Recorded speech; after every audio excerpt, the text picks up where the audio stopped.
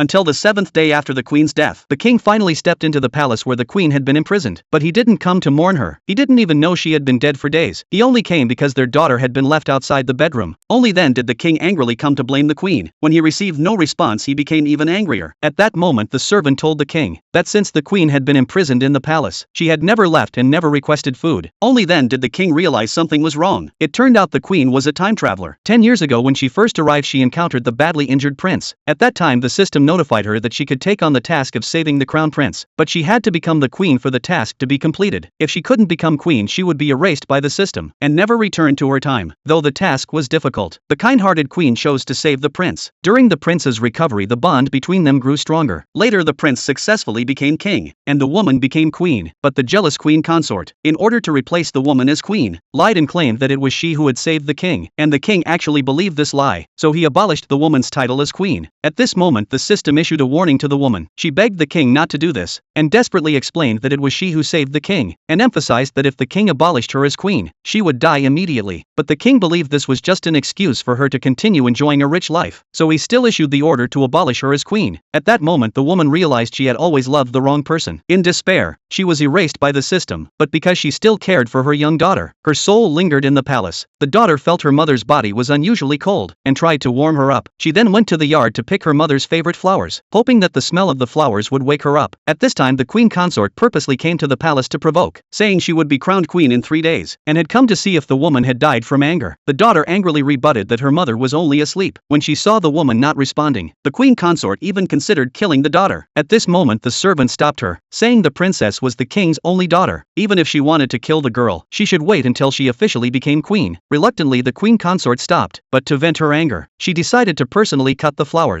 the king had once planted with the woman. When the king heard the news, he was shocked, because the flowers symbolized his love with the woman. When he learned the woman hadn't come out to stop it, the servant guessed that the woman might really be dead. Only then did the king panic and say he would go to the woman's palace to check. The king then went to the woman's palace, and when he entered the bedroom to check, he found that the woman had already lost her breath.